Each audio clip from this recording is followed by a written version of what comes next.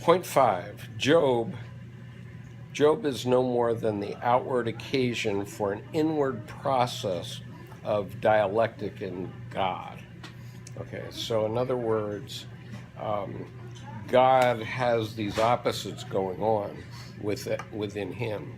And Job is now the synthesis. He has the consciousness to realize that there's not a good God, there's not a bad God, there's just God.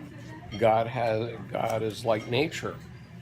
In psychological terms, the ego is the outward occasion for an inward process of dialectic in the self. This is a realization of the partnership.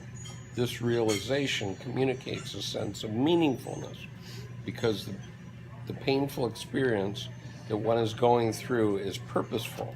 It is part of a larger transpersonal process.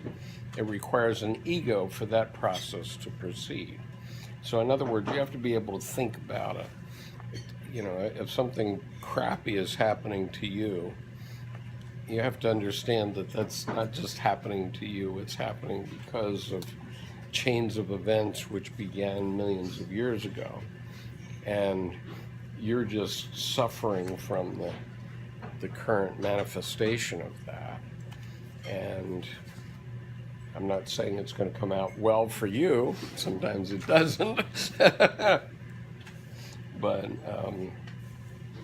so in 588 now, Job had noticed during this harangue. Okay, so in the book of Job, the writer puts 71 verses in of God saying how strong he is in different ways. I can be a whirlwind, I can do this, I can do that. You know, I created the world. Where were you when I did that?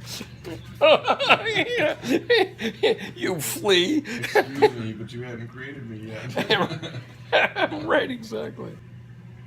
So this realization communicates a sense of meaningfulness because the painful experience that one is going through is purposeful. It is part of a larger transpersonal process. It requires an ego for that process to proceed. Okay, so 588, Job had noticed during this harangue of 71 verses that everything else had been mentioned except his right, Job's right. Okay, Yahweh is far more concerned with his own affairs. Satan has somehow to disappear, best done by casting suspicion on Job as a man of subversive opinions. Yahweh, unassailable power, but is doing damage to his own omniscience by behaving like this. Job has no alternative but to withdraw his demand for justice.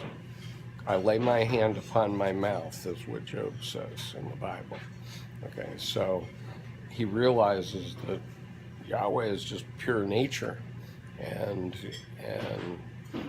Job has nothing to say about that. The only thing he has to say about it is the synthesis of deciding how the human consciousness is going to deal with the fact that there's a meteor coming in tomorrow or whatever it is. The meteor is Yahweh, right? And it's up to Job to figure out what he's going to do about that. Okay, so paragraph 589, Job has succumbed to the tremendous force of the divine demonstration. It's like when mommy changes the diapers after an outburst of infantile rage.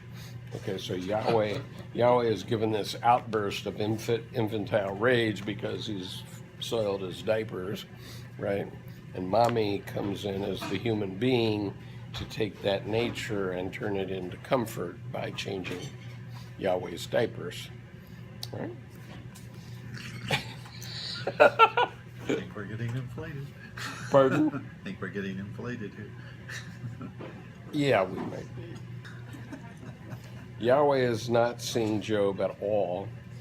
He's dealing with Satan in his own house. Gird up your loins like a man. I will question you and you shall declare me, he says.